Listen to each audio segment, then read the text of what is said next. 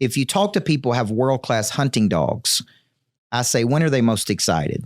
It's not when they capture the prey. It's when they know they get to go hunting. Mm-hmm. There is no external factor that is greater than their ability to pursue the prey. And now, Escaping the Drift, the show designed to get you from where you are to where you want to be. I'm John Gafford, and I have a knack for getting extraordinary achievers to drop their secrets to help you on a path to greatness. So stop drifting along, escape the drift, and it's time to start right now. Back again for another episode of Escaping the Drift. Like I said, man, the show that gets you from where you are right now to where you want to be. And I talk about having a great knack for having the ability to get high achievers to kind of drop their secrets on you. But today I got something a little better than that. I know that sounds weird because rather than go to the achievers, let's go to the guy behind the achievers, the guy that builds the achievers, the guy that makes those people the high achievers. This dude that I got in the studio today is an absolute legend. I am so happy to have him, man. He is a guy that his coaching programs just have affected the lives of, dude, I can't even tell you how many people, and the level of skill that he brings to that arena and the insight that he has. If you don't get something out of the next hour of this, something's wrong with you. Not something wrong with me and something wrong with him. But without further ado, ladies and gentlemen, welcome to the studio. Welcome to the show. The one, the only, Coach Michael Burt. Coach. Nice to be here, man. How are you, man? I'm wonderful. Thank you for having me. How are you? So you are the builder of great humans, is a good way to put it. In some ways, yes. In some ways, yes. Yeah. And this is something that you developed through sports, was where you started. Yeah, I started as a women's basketball coach for 13 years at a big high school in Tennessee, actually the second largest high school in Tennessee. And I was a deep disciple of Covey from 18 to 25. Okay. And so it was a very instrumental period in my life where I really learned how to tap into the whole person, body, mind, heart, and spirit. And I started calling that competitive intelligence. Okay. So I'm really teaching the know-how of winning. I'm really teaching the know-how of how to find a deep drive inside of you. And that was 19 to 31. People were always asking me what I was doing. How are you winning so many games? What age was this? What year was this? This was, 99 to 08. Okay. So sports psychology was already something that was big in a lot of programs. It was becoming big. Okay. It wasn't as common in the early 2000s for business coaching. Like this has really been a trend that's happened over the last, 15 years. Yeah. And so I was fascinated by how to absolutely get the most out of a person, how to really tap into the internal drive, how to help them grow all four parts of their nature: knowledge, skill, desire, and confidence. So a lot of people were always asking me, how are you doing it? And I cannot imagine trying to do this with teenagers.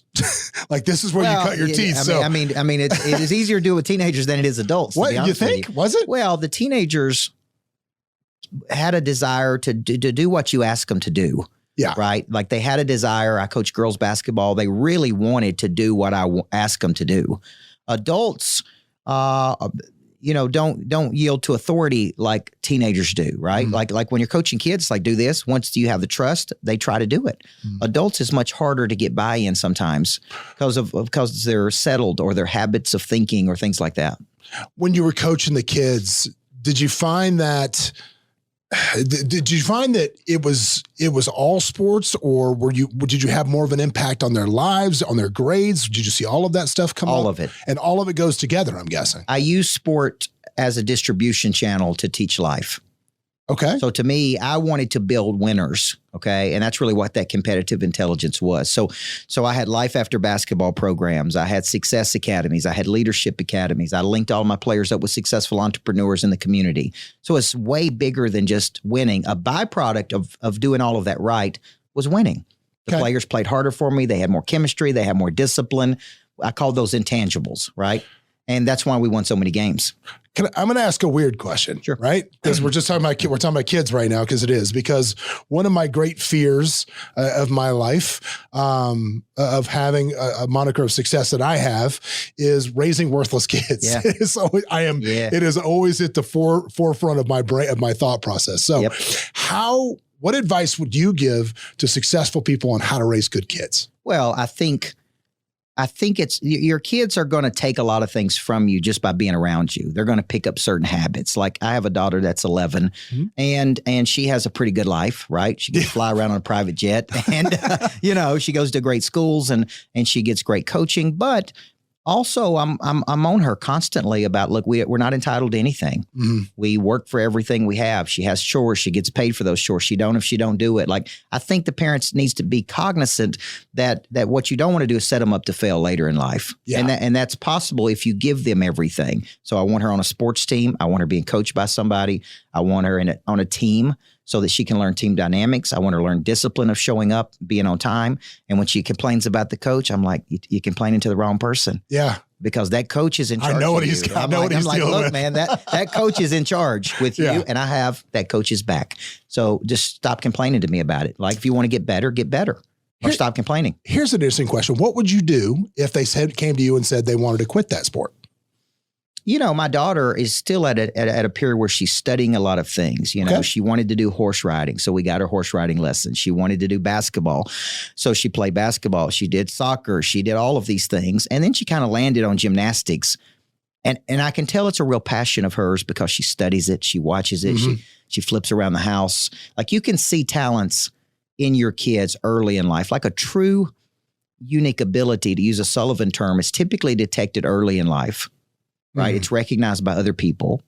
Like you can see her natural gifts and talents at a very early age. Now, as a parent, I go, how do I put her in a position to nurture that talent? Yeah. Refine that talent. Right. But the mental side of it is really an important part of that component as well. But if they don't have a genuine love for it, you got to move on to something else. Yeah. Parents would drop their kids off to me and said, I want my kid to play basketball. And I'm like, well, she's not going to play here if she doesn't love it because it's going to be miserable. Yeah. We practice 5.5 hours a day. You got to do too much work. It's like she's not going to want to do this. Yeah. So let's just not make her do it. Yeah. I just had my son just retired from lacrosse. He's been playing for 4 years, and finally he's got asthma, and it just kind of caught up with him. And he was like, "Look, this is just too hard on me." And my response kind of was, "Well, you don't have to do that, but you can't do nothing." That's right. You got to figure something out. So we've already kind of figured out a different angle going that route. He's got some Ivy League aspirations, so we're going to transfer into debate and some mock trial and some other things that way. But I think that you look at my kids. One of the issues that I have now with my daughter, who very heavy into cheer, loves it, blah, blah, blah, but needs a little more humility. It's like you want to preach that confidence, but they got to have a little bit of like when the coach brings her down a peg or two and she gets a little stung by it, I'm like, this is probably a good thing. Well, you want hungry, humble, teachable. Yeah. You want a teachable spirit. There is a fine line between confidence. I wrote a book on confidence and arrogance, right? Confidence is a memory of success.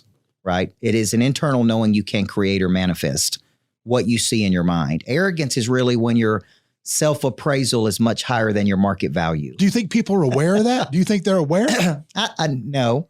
I think I do not think people are aware of it until something brings awareness to it. See, true self-development really starts with self-awareness. Oh, God. Okay. I have an awareness. I change a behavior. The change of behavior actually changes the neural pathways in the brain. Now I've got a new habit. I have truly improved myself. You've truly done that. But it all starts with a self-awareness. And like I was coached by one of the top connection coaches in the world, a guy named Dave Blanchard. He owns all of the rights to Og Mandino's work. Okay. And I thought, I'm one of the best connectors in the world, man. Like as far as connection with people. Yeah. Until I was coached by him.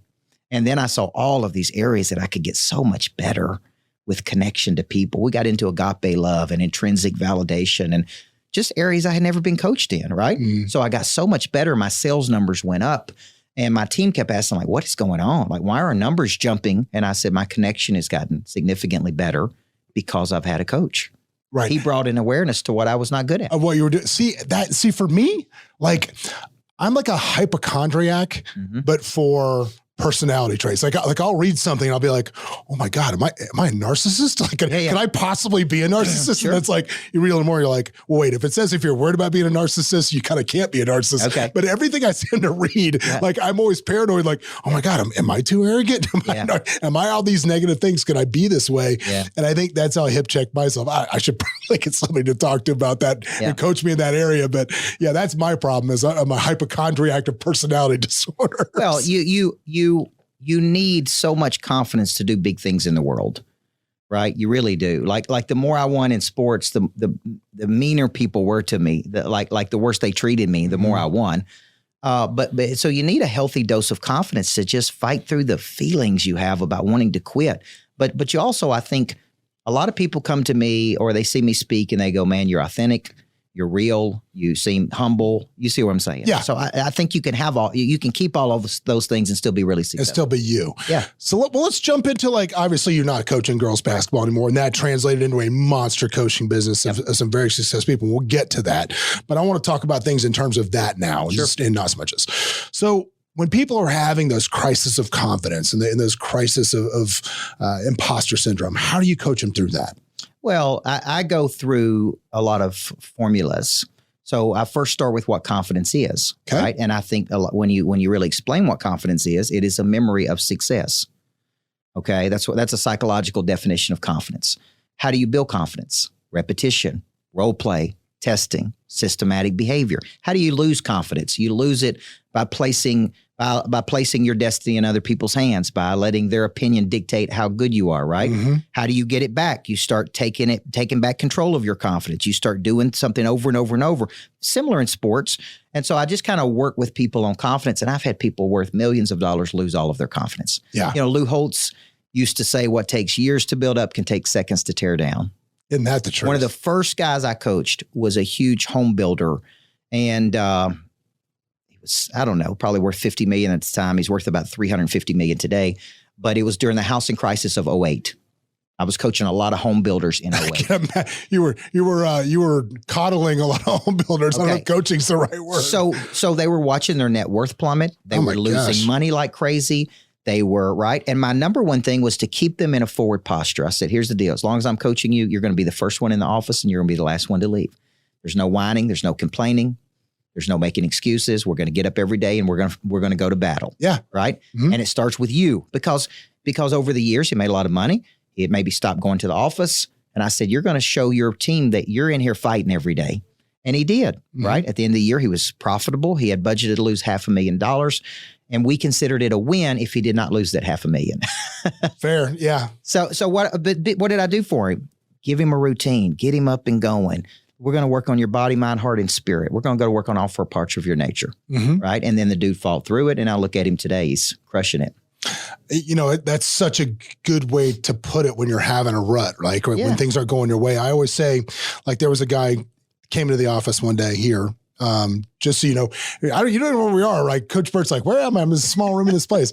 This is the largest luxury real estate brokerage in Vegas. This office that you're sitting in sold more real estate than any other company in Vegas last year, and consistently does on a basis. But like, I saw one of the guys come in wearing sweats. Yeah. And it was like, man, things are kind of slow. I don't have a whole lot going on today, blah, blah. And I just basically said to him, are you dressed for the day that you have or the day that you want? That's right. And he looked at me, he's like, well, if somebody calls, I can go change. I'm like, then why don't you go change now? See what happens. Like, I think, I go back to when I was coaching junior pro basketball. I was 15 coaching 9 to 12-year-olds, and I wore a suit. I wore a suit when I coached in elementary basketball. Did you do that because you were emulating the coaches that you admired? The Pat Rileys from back in the day? The Phil Jacksons, the Rick Pitino's. They wore a suit. I'm doing it. If they're doing it, I need to be doing it. I love that. Like I just always thought every day at my current role was an interview for my next role. Like today I speak, maybe we pick up 500 more leads for the business. Yeah. Right? I mean, I need to be ready. I need to perform. I need to show up. And that's how you grow the business. That's where all the referrals come from, is being really good in your current role. It seems like you're really good at pattern recognition. Yeah. It seems like watching what makes success in others, following those steps and modeling success is something you're very good at. When you go with a new client, do you try to, is it a combination of digging into what they have and rebuilding them, or trying to model them after something else? It's really, I start with an exercise, a simple exercise that is profound to do, and it's called From A to B. Okay. I wrote a book on this called A to B, and B is your ideal picture. If you could draw it up as perfect as you could make it. Where are you going? Like you and I were talking about, you Newport Beach, and I said, man, I have a house in watercolor. Well, I could tell you exactly in my ideal picture what that looks like. I'm coaching 3 days a week. I'm coaching these people. My company's doing this much. My profit margins are here. I'm living in watercolor X number of months a year, right? I see my kids this much time. Like I can tell you exactly what I want, which I tell my brain over and over and over through the exercise of A to B. A is your current position. B is your desired outcome. So we start there, and I find that people have a lot of confusion, which is randomness in motion. It's like, okay, what's your B? And like, well, I really want to do this. And so then I add all of these tools. What's the biggest level 10 opportunity available to you? Meaning what? Talk about that. The biggest opportunity that is available to you right now that is highly enjoyable, highly profitable, highly meaningful. Okay. And then I go, okay, who are our blue marlin relationships? Because I classify everybody bluegill or blue marlins. Okay. And I'm like, who's the blue marlin people who can help us get there? And they're like, okay, here it is. So then I go, okay, now we need to get from mental creation to physical action. Okay. And so what I do is I bring structures. Like if you read a Price Pritchett book on quantum thinking, which is fascinating to me, because, atoms and particles make these significant jumps with ease. There's no apparent, it's not hard. Right. So when you read that book, you're like, oh, yeah, I'm ready to jump 10 times or 50 times. See, I love how I say right like I'm up on quantum physics. I'm just going along with it for the podcast. So I'm not that smart. That's why I'm Coach Burt here. I'm not that smart. Go ahead. But the book opens your mind to like, man, I can show significant jumps. What it doesn't tell you is, okay, how do I do it? Like, what do I need to do? So I think as a coach, one of the talents the good Lord gave me was the ability to deconstruct concepts, to codify, to package. Pattern recognition. That's right. And to go, okay, this is how you're going to show a quantum leap in this business. So I give people tools like a tool maker, and that's what I do for super successful people. And a lot of people lose their prey drive, which is their instinct to pursue. They become complacent. I definitely want to talk about that. So that is not relevant to how much money they make. It's like, man, I've just been doing this a long time. I've been successful. I'm a little bored. How do I get that drive back? Right. So when I wrote Flip the Switch, a lot of people came to me for, it's like, man, I'm making X number of millions of dollars, completely comfortable. I'm living in Puerto Rico where taxes are 4%. It's like, man, I need that drive back though. Because I know I'm 40 something years old, right? Like I know I got a big future. I literally had a post on Instagram 2 days ago from this podcast where it was a snippet where I was talking about the reason that people fail after several years in business is because monotony becomes the enemy of enthusiasm. That's right. It's because they just, and it can't. You've got to remember that the things that you've got to do every day to be successful, you've got to do. And I find that changing one word, which is have to get, does that. Yeah. I don't have to go do that. I get to go do this. Right.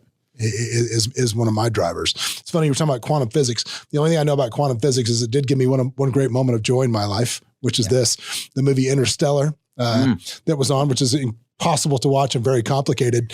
I watched it with my wife, and every time she looked at me and said, I don't know what's going on, I just basically looked at her like she was dumb, even though I had no idea what was going on.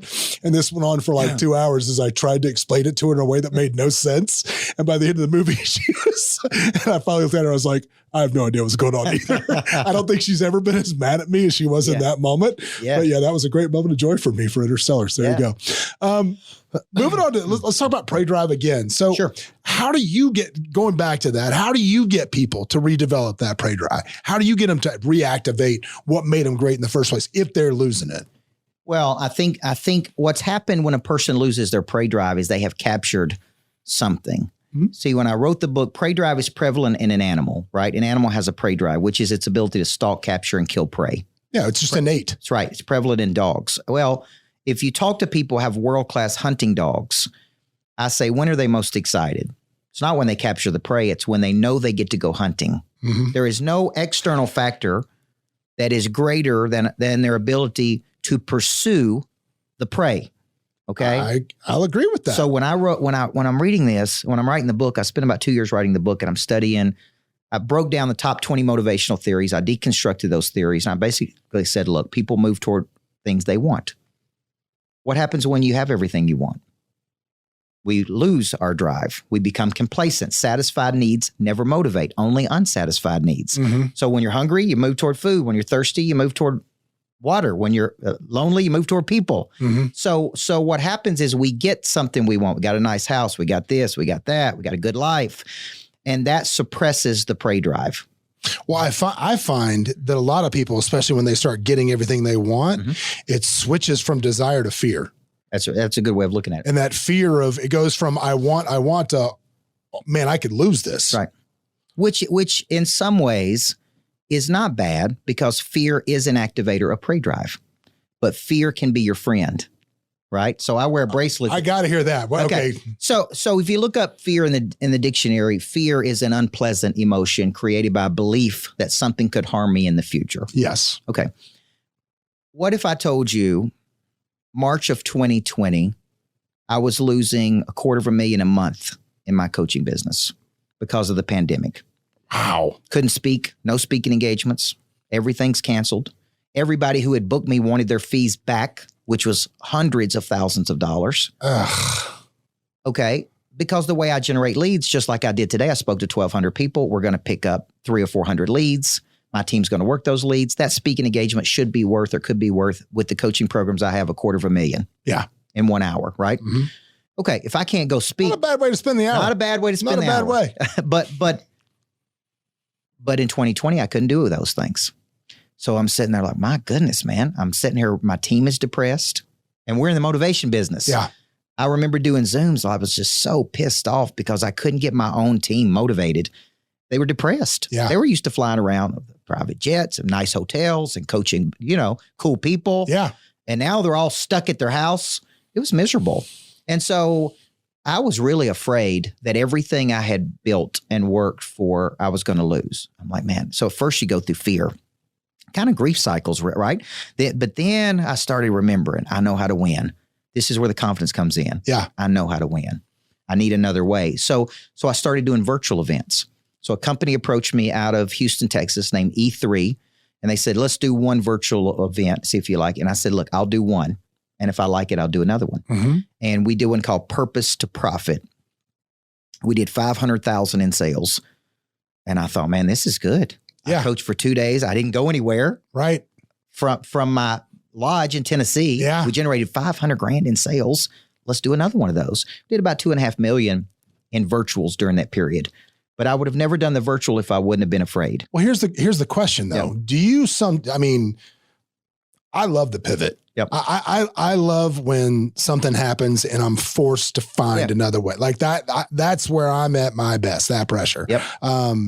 During COVID, it was similar stuff here. We had to shut down everything else, but because we're a completely vertically integrated business and we own mortgage and we own title and we own all that, everybody rushed to refi on those sub-3 rates. Yep. All of that business went through our mortgage company. All of it closed through our title company. So every other real estate broker in Vegas was freaking out. We were like, let's remodel the offices. Why not? But having, I love, like, that's where I love it. I love, if everything's going great, I get bored. I think we all do. That's right.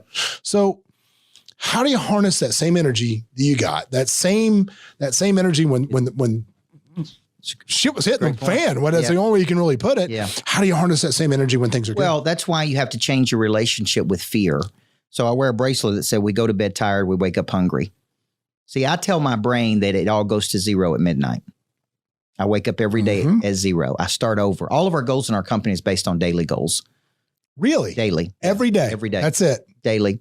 So we have daily goals. We're trying to get to a certain number every single day. I take big numbers. I break them down into small numbers. I try to get each individual salesperson to a certain unit, right, that they can be successful. And then when they get to that one, I push them to another one. Once they get to 100,000 in sales, I'm like, you can get to 150. Once they get to 150, I try to get them to 200,000. Yeah. And there's a lot of coaching that goes on between me and them, right? But I'm stretching them to get to another frequency. And so I think fear can activate, fear of loss more than anything can activate that drive and where you really find another gear. So if you don't have that fear, how do you manufacture it? Yeah. See, when I was a coach, fear of losing was so embarrassing because we were really good. And when we got beat, it was a big upset. Yeah. So it's in the papers. It's back in the days when you read the newspapers. Yeah. That was embarrassing waking up on Saturday morning and my school was upset. It's on the front page of the paper.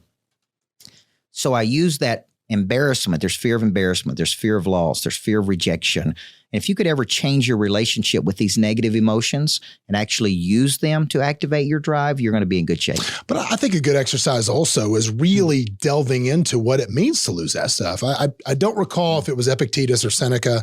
Brad and I were literally just talking about the same thing, that would go out and sleep in this, just on the hard ground once in a while by himself, just to remind himself, if I lost everything, I think it was Epictetus, just to go out and say, if I lost everything, this is not so bad. I'm still, the sun's still going to rise. I'm still okay. I'm not hurt. So understanding that, even if you did lose everything, it's okay.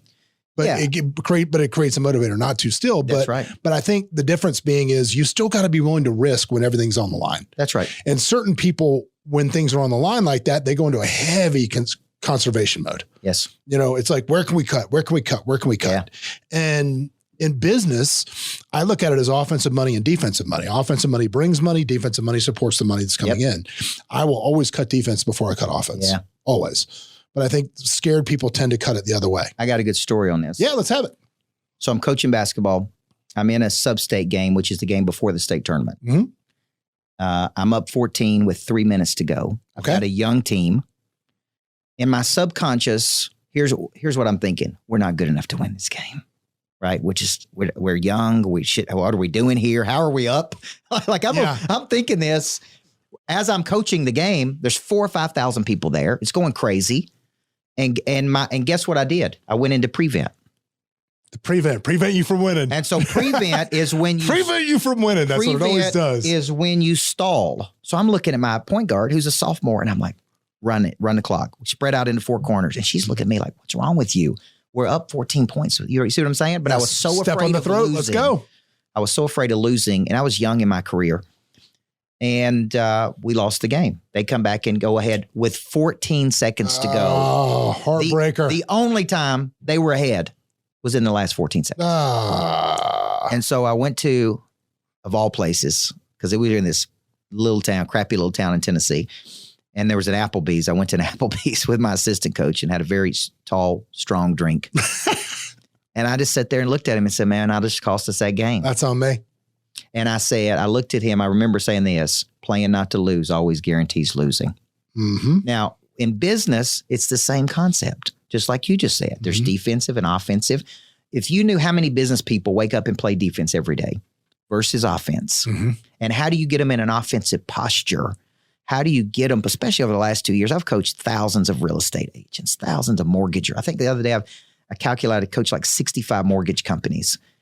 Some of the best. I've coached agents, making $400,000 or $500,000 a month. I've coached some of the best people in the world, right? And it's like during the past 2-3 years, they play defense. And it's like, I got to get you out of thinking like this, right? We want to get to the ball to the midline in 2.3 seconds. We're just going to come at you so hard that it's going to be over. We're going to break your spirit. Yeah. How do you get that in business? Yeah. So most people wake up and they contract to a place of comfort and they don't know how to play offense. You just mentioned you coach mortgage people in times of need right now. Man, it's hard in the market. We're in a mortgage company and it's difficult. Yep. I mean, this is the most difficult mortgage market I've ever seen. Getting better every day. Thank goodness. Yeah. But how are you coaching your mortgage? Well, there's 2 types of people that come to me. People that go, look, we need a coach to stimulate. A good coach is a stimulator. They're going to get you out of that. We don't whine. We don't complain. We don't make excuses. We're going to prospect 35 to 45 touches. We're going to work a selling system. We're going to follow up. Because if you look at the stats, I'm a coach, so everything's probability to me. The average person is going to buy 4 to 7 houses in their lifetime, right? And the statistics say each satisfied client should be worth 5.7 referrals over the lifetime of the consumer. 98% of mortgage people never call a client back once they put them in a home in a meaningful way. And they don't go 7 to 15 touches in the follow-up on a lead. So I'm like, this is money to pick up. This is easy money to pick up. Science. So I try to show them this is how much money you're losing by being lazy. Now, if I can get you prospecting 2 hours a day, following up 7 to 15 touches, engaging in a meaningful way after the sale, I'm going to help you pick up maybe 15 transactions a year, maybe more, right? Now, I'll say, how much money will you make on 15? Tell me how much money you're making on each deal. And is that enough for you to not be lazy? It either is or it isn't, right? And some of them still look at me like, I know I need to do it, coach. And I'm like, you're either going to make the amateur money or you're going to make the pro money. So I've coached it routine. I'm routinely coaching between 4 and 7, $100 million to $200 million mortgage people. Okay. Yeah. And they're down just like everybody else. And what's the difference? Okay. But what is the difference between those mortgage people? They don't whine. They don't complain. They don't make excuses. I tell them to do something and they do it. That's it. They don't, they will, I've been coaching these people like 7 or 8 years. They've heard me say everything I got to say. Yeah. But they're like, I always get one thing from him. I extract the one thing, I go do it. It's like that is the difference between the big money earners and the small money earners. Is the small money earners tell you 15 ways it won't work. Yeah. The big money earners go, you know what? He said to do that. I'm going to do it. How much of it, what if you had to put a percentage on it, how much of it is just showing up? Who was it that said 90% of it is showing up? Was it Yogi Berra? But it is. Yeah. It's like show up, do what you said you were going to do, say please and thank you, right? And play the percentages, and you will win a whole lot more. Are you starting to see in your coaching program, obviously you coach people of all ages, all different age gaps there. I'm starting to see this new wave of agents come in, these Gen Zers, yep. you want to call them, yep. that are going to just absolutely eat the millennials' lunch. Yeah. And I try to talk about this, and the reason being is because of labels. I think we've become such a label-conscious society. Everybody wants to have a label, an excuse for why I am the way I am. I'm bullheaded because I'm Aries or whatever kind of nonsense you want to come up with. And then the whole millennial thing, I need to know about how much work effort this is going to take because that's millennial in me.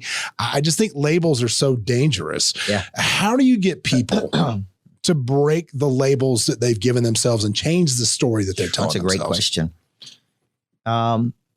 Identity. See, the greats have developed an identity of themselves that cannot be broken. So I ask myself a lot, where did my identity come from? Well, it came from a single mother who drilled in me, we don't whine, we don't complain, we don't make excuses, right? She formed my identity. You're a winner. You know how to win. You're going to show up and win. No matter what the circumstances, this is who you are, right? Mm-hmm. Well, how do you instill that in a person at 30 or 20 if they haven't had it? Yeah. Like when Saban recruits players at Alabama, they focus on 4 things. Do you root for Bama? Tell me you don't. I like. Tell me you don't root for. I like Saban. You can like Saban, but you can't like. I like Saban. I'm a Florida State guy. Yeah. I can't even get into that. I'll let you finish your thought. I had a flashback of that college football playoff announcement. Sorry. I'm a big fan of. Get over it. I'm a big fan of coaches, and Saban's so consistent. But I did some work with Kevin Elko, who was his psychologist. Yeah. Okay, and I really like Elko, and I said, okay, how do they build culture at Alabama? He said 4 words: identity. We're the best. And they instill that in them from the time they come in. We're the best at what we do. We got the best locker rooms, got the best coaches. You're one of the best players. That's identity. Yeah. Then they have standards, very high standards, and they don't lower those standards. Then they have language, how they talk and speak, like Pray Drive is a language. It's a language of winning. Then they have accountability, where there's no consequence, there's no change of behavior, which is a big problem with a lot of people, right? If there's no consequence to a person showing up and not doing anything, in my company, you have to hit your sales goals in the first 90 days. So we got 4 new people who just started with me. I got a Navy SEAL. One's a friggin' Navy SEAL. Dude, there's so many Navy SEALs in my mastermind groups, man. That's what I'm saying. You just achieve at that level, you're going to be good at pretty much anything else you want to do. So here's the deal. I go, man, I know you got it in you, but you got 90 days to prove it to me. So in the first month, you got to hit these metrics. Month 2, you got to hit these metrics. Month 3. And if you don't, unfortunately, we're going to have to let you go. Yeah. And there is no wavering on this. No matter how much I like you, the standard is the standard. The standard is the standard, and that's it, man. And if you do that, you take the emotion out of it.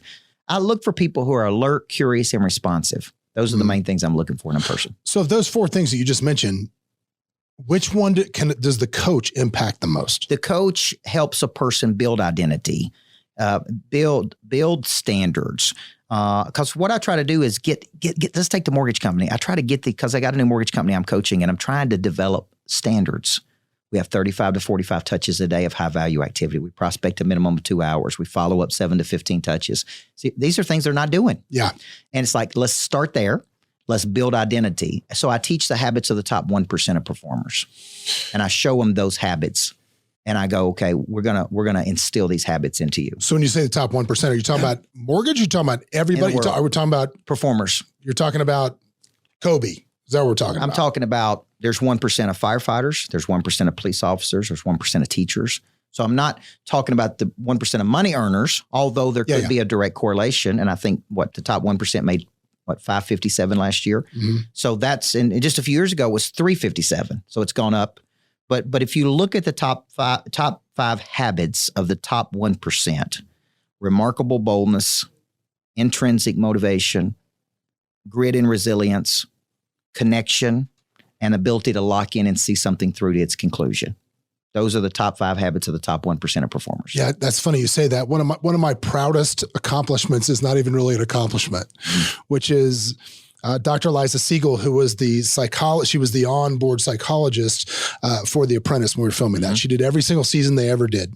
And then she wrote a book called Sweet Success. And she had called me to ask me if she could put me in the book for something. And I said, sure, what? She goes, of every candidate we ever had, every season, 18 candidates a season, you tested higher for resilience than anybody else ever did.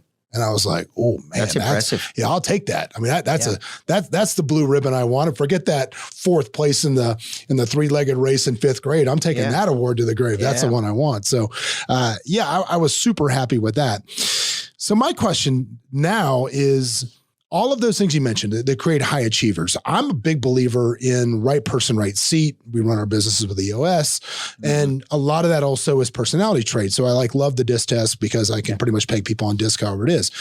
How important do you think it is to long-term success for you to be doing something you're built for as far as personality trait, or can you overcome your shortcomings within your personality for a particular job?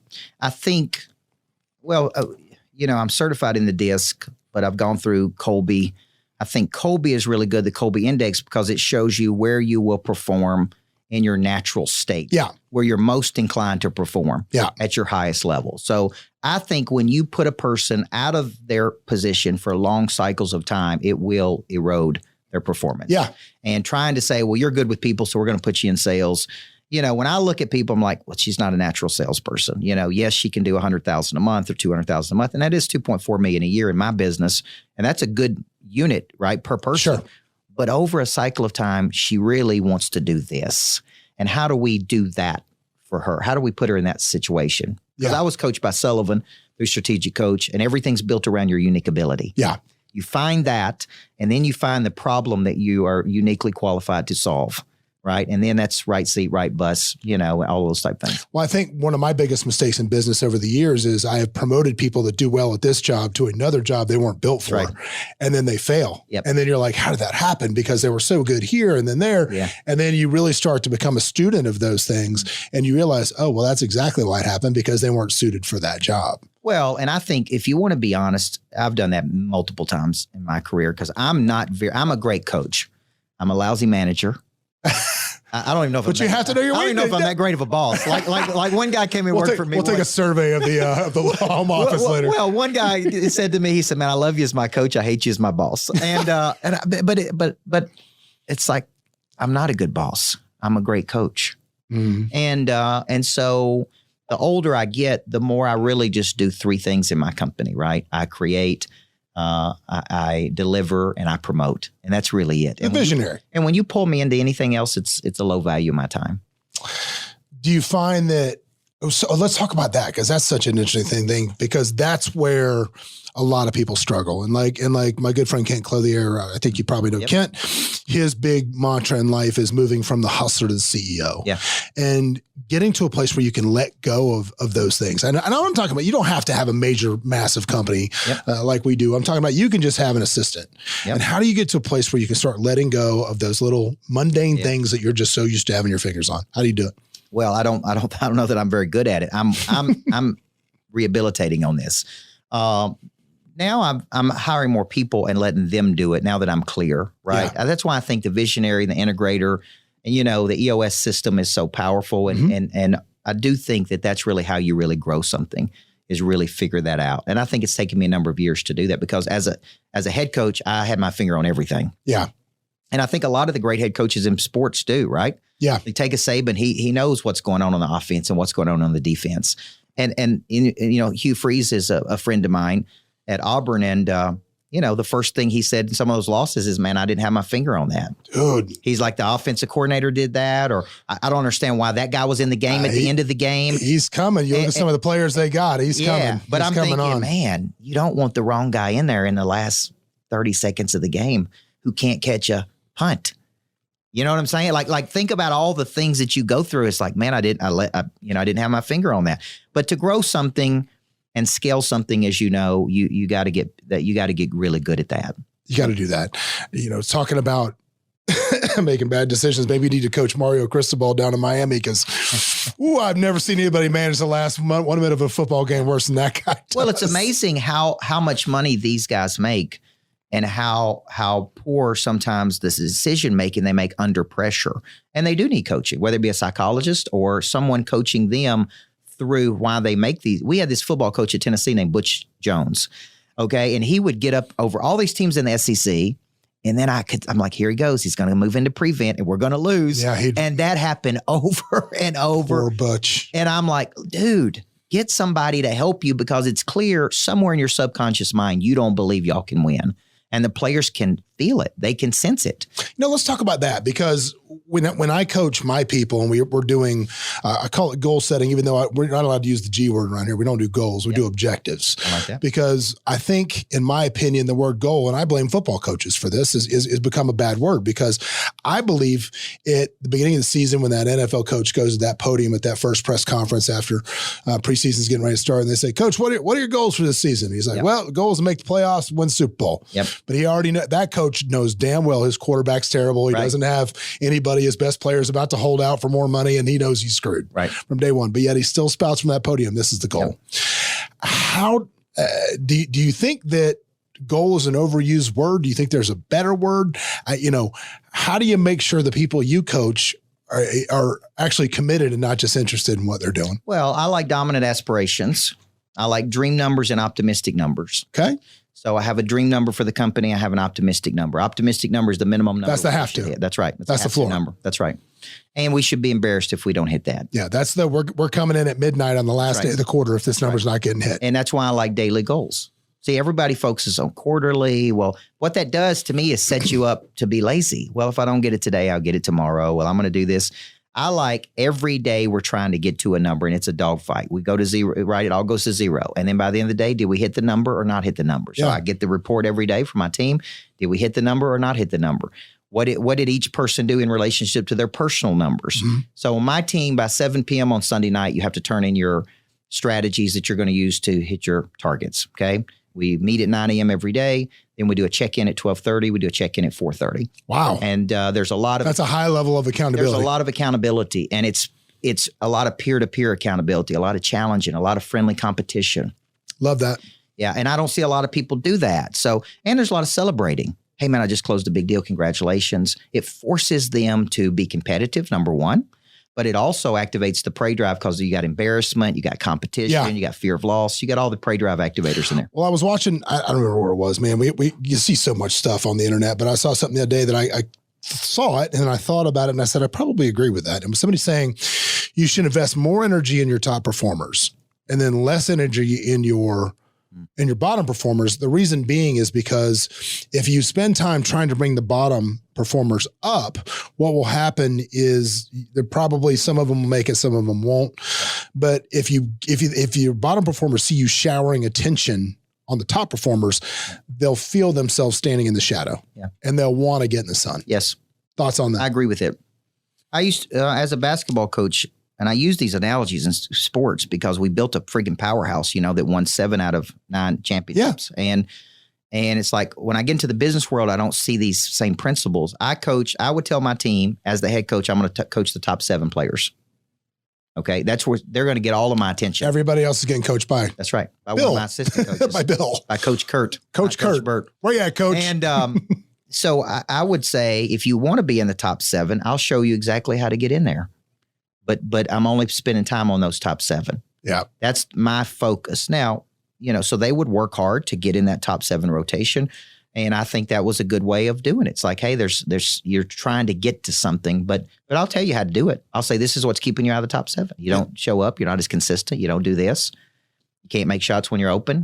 Go to work on that, and we'll see if we'll talk about it. I'll take it one further. My buddy Jeff Ross, he was a guy that was my boss a long, long time ago, back when I was still an employee, which has been a really long time. But on another lifetime ago, when I was an employee, my boss Jeff Ross was a lineman at the University of Florida. That's how he went through college, and he said the worst thing you can hear in a film room study where your coach is, he goes, somebody on the line would come up and you'd miss a block, and that coach would just raise you from one end to the other about missing the block, or your technique was bad. This is why you screwed the play.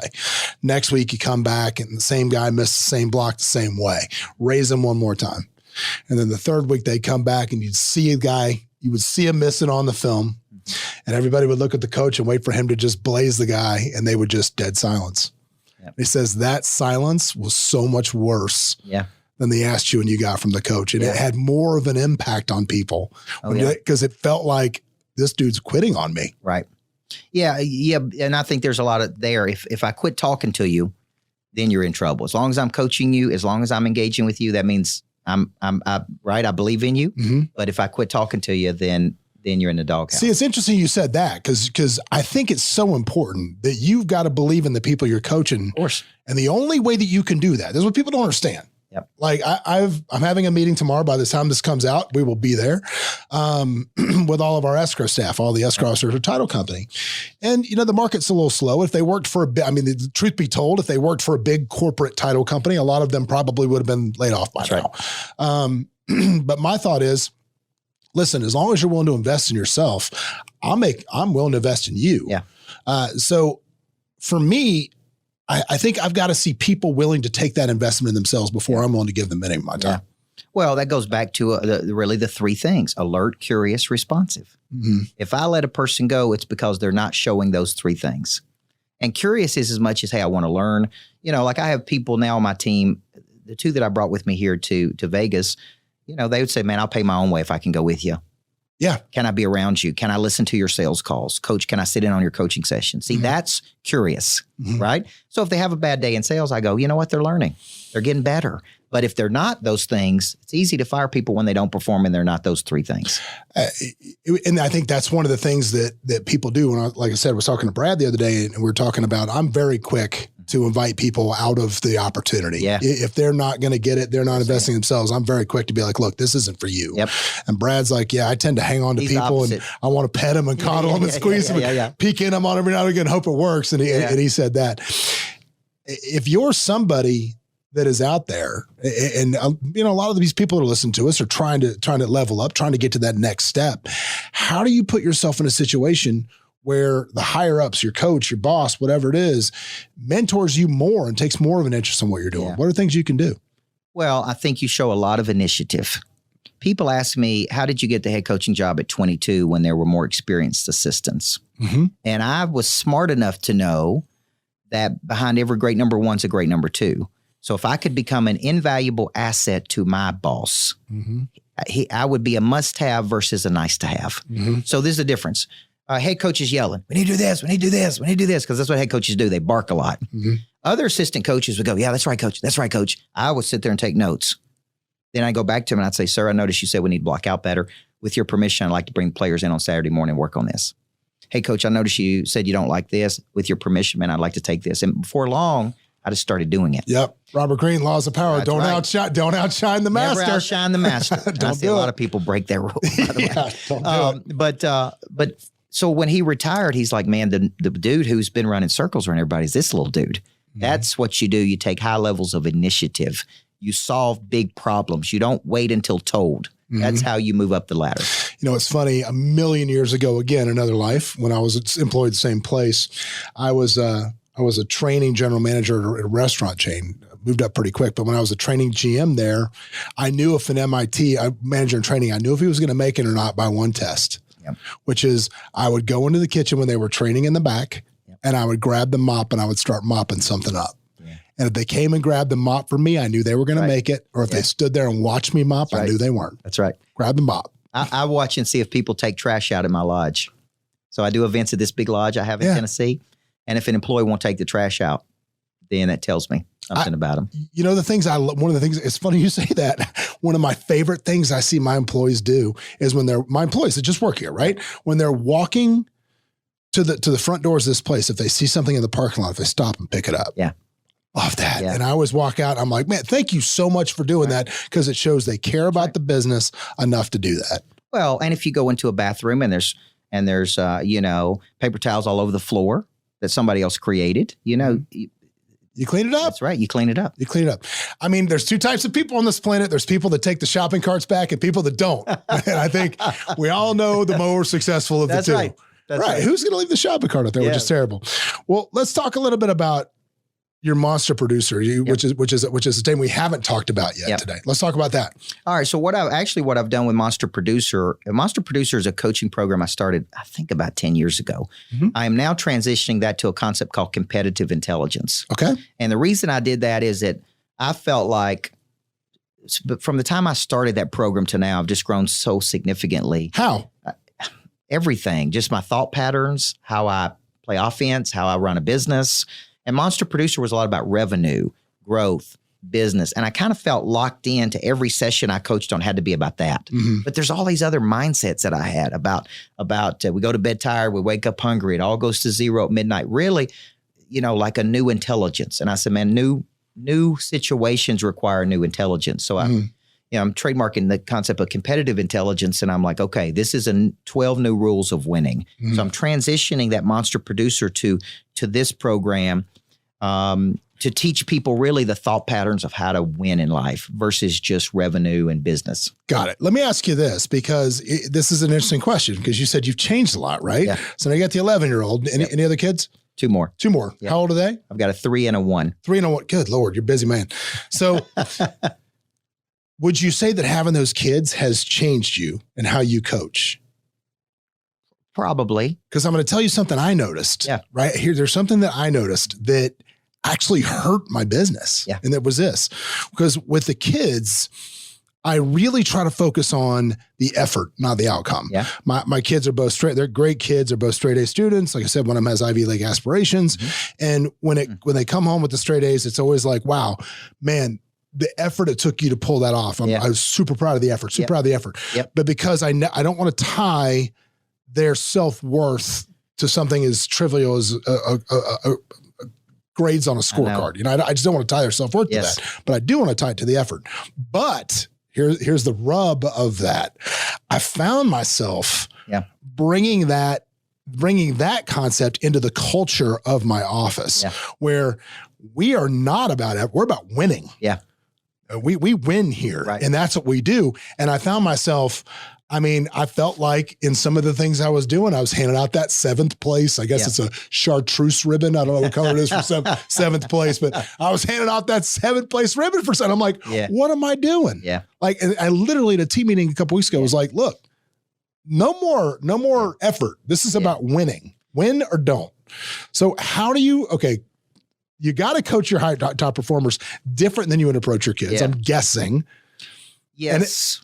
That was a long question. I know it was a story question. Just you had me thinking about that with my kids. Yeah. I grew up and my mother just stressed straight A's to me. It was like a big disappointment in our family when I didn't have, be on the principal's list. Yeah. I very seldom look at my daughter's grades, who's 11. I don't, it's not that. Like if she has something and I look at her attitude grades a lot more than I look at her grades. She has A's and B's, but if she's below something, I'll say, no, that's not our standard. In our house, we don't do that, right? Because it's got to be an effort thing. And then she'll turn it around. I've also noticed a direct correlation between the teachers she had and the grades. Yeah, 100%. Okay. Just like my daughter played soccer early on in life. She had a former college soccer coach, but he wouldn't spend any time with the kids. And she hated it. So she'd come home and say, I don't want to play soccer. She had a basketball coach who was engaging, high standards, speak to her, look her in the eye. Ella Grace, you can do this. She'd come home and say, Daddy, can we practice basketball? See the difference? Built to love. That's right. So I see in her grades, like math's a bad subject for her. And then the next year, it's a great subject for her. Yeah. How did that happen? Teacher. The teacher. So it's like, so when you're sitting there, and I was a teacher, and I know how some people graded. It's like good kid, A, bad kid, C. I got the craziest grade story for you ever. So there's a private school here called Bishop Gorman. My son went there, my daughter will go there. And they're notorious for their honors geometry being very hard. Yep. So we went, my son started out with honors geometry. We go. And he's like, every day, I mean, we got tutors, we got everything because he's struggling and he's a very bright kid. And it was like, okay, we got to get a meeting. So we go up there and get a meeting with the counselor and the head of the math department, at which the head of the math department says, well, this is honors geometry. It's not really geometry, it's geometry. Oh. And we're like, what does that mean? And he goes, well, some of the, because he had an MIT tutor, my son did, who's just like, this isn't even solvable. Right. Like, this is no solution for this. Yes. And they're like, well, we just want to see the effort. He's like, a few kids will get an A. A lot of kids will get B's. A few kids will get C's. Nobody gets a D or an F. And we're like, dude, we're playing for keeps right now. And as I said, what's the difference in how the colleges look at the honors and the advanced? Right. And they said, oh, it's just for us. They don't know. I'm like, get him out of his class right now. That's right. And it was amazing. It was the craziest thing I've ever seen. But you're so right that the teacher in all aspects, from performance to sales to geometry, that's right, have such an impact on people, which is why, self-taught people in any department of life probably struggle as well. Right. So if you're somebody out there just self-teaching yourself with YouTube how to be successful, right. It's like for sale by owner on your house. It's not a good idea. Yeah. Well, I see a lot of people that say, you're my coach. I've traveled around the country and they say, oh man, I watch you every day on YouTube and Facebook. And I'm like, man, that's not coaching you. Like that's exposure to me, but that's a big difference between being coached by me and watching me on YouTube every day. What's it like to be coached by you? I think I'm intense and positive. Okay. Early in my coaching career, I was intense and negative. Really? So why the change? I wouldn't win any championships. That's a good point. I figured out that I'm a guy who, there's coaches out there who really talk down to you, negative to you, tell you you're sorry if you don't do this. What I have found is that I can be really intense with a person, set very high expectations for them and be positive, kind of like a Pete Carroll, right? 24% of the players in the NFL said if they could play for any coach, they'd play for Pete Carroll. Yeah. Now, why is that? He looks positive, right? Does he have low standards? They asked the players and they said, no, he's got incredible standards. He's has the highest standards of any person they've ever played for, but he's intense and he's positive, right? So I just think adults, not everybody, because some adults respond to Rick Ruby in the mortgage business, right? Yeah. Some adults respond to, so I'm not saying I'm for everybody, but I think the people I do coach, I do know how to get more out of them based on my unique past. Speaking of NFL coaches, I'm curious what you think about this. What do you think about Mike McDaniel at Miami?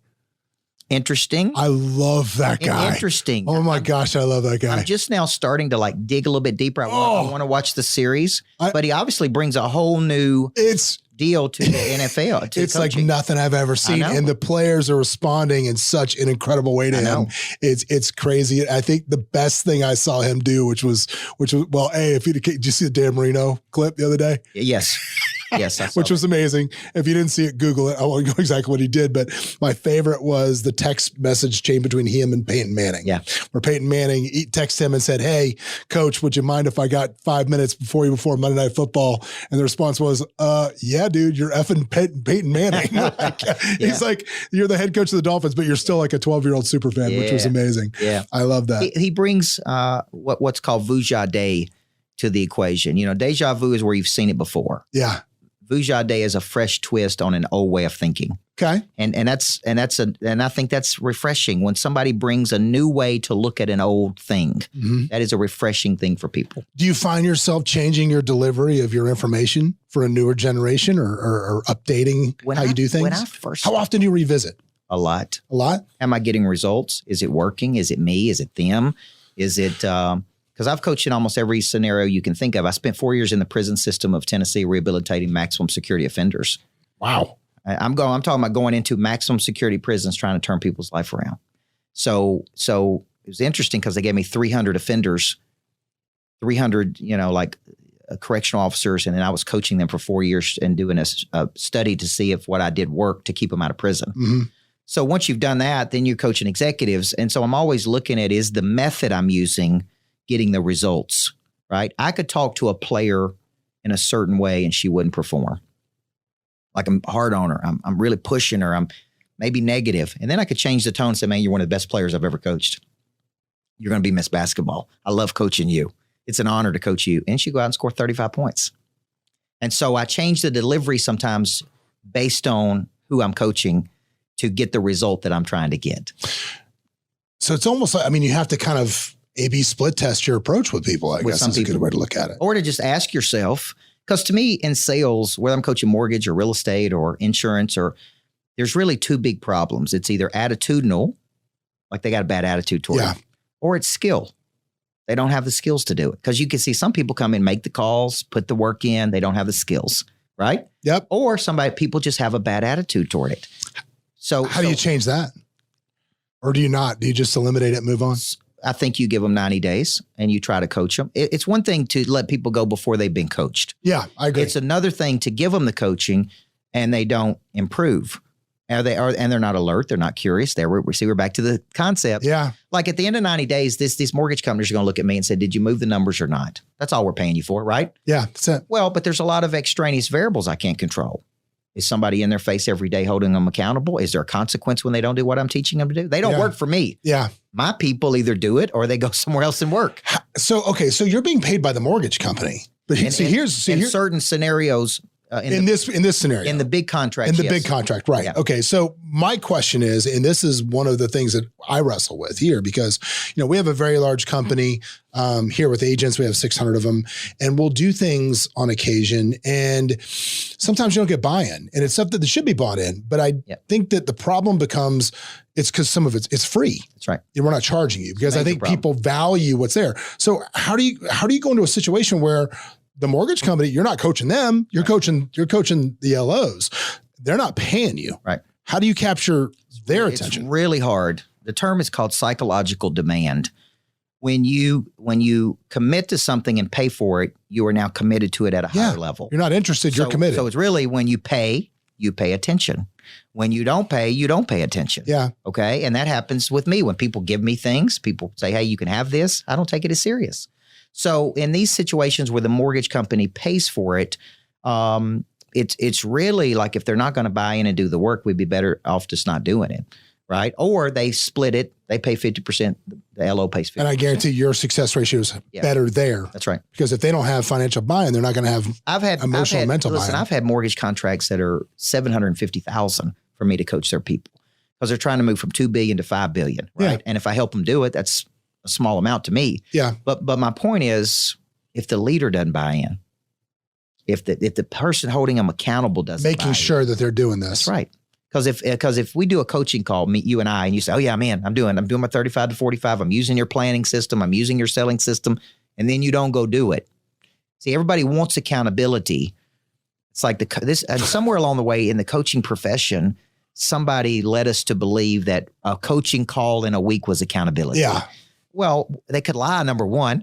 Number two, what do they do in the other 167 hours of the week when they're not there? So I'm like, the only lasting form of discipline is self-discipline. Well, it's like accountability is like abs. Everybody knows how to get abs, but you don't want to do what you got to do to get them. Exactly. Everybody knows that. So yeah, I agree. Well, Coach, man, I appreciate you so much coming in, man. It has been a joy to sit here and talk with you. If they want to find you and coach you and learn more what it's like to work with the man, how do they do that? CoachBurt.com. CoachBurt.com. That's easy as it gets. That's BURT, CoachBurt.com. Yep. Well, my friend, I appreciate you coming. Anytime you want to come see me in Newport, I will try to come see you at the 1st of June in watercolor. I love it, brother. All right, man. Cool. Well, guys, tune in again next week. We'll have somebody else. I don't know who yet, but it's going to be good. What's up, everybody? Thanks for joining us for another episode of Escaping the Drift. Hope you got a bunch out of it, or at least as much as I did out of it. Anyway, if you want to learn more about the show, you can always go over to escapingthedrift.com. You can join our mailing list. But do me a favor, if you wouldn't mind, throw up that 5-star review, give us a share, do something, man. We're here for you. Hopefully you'll be here for us. But anyway, in the meantime, we will see you at the next episode.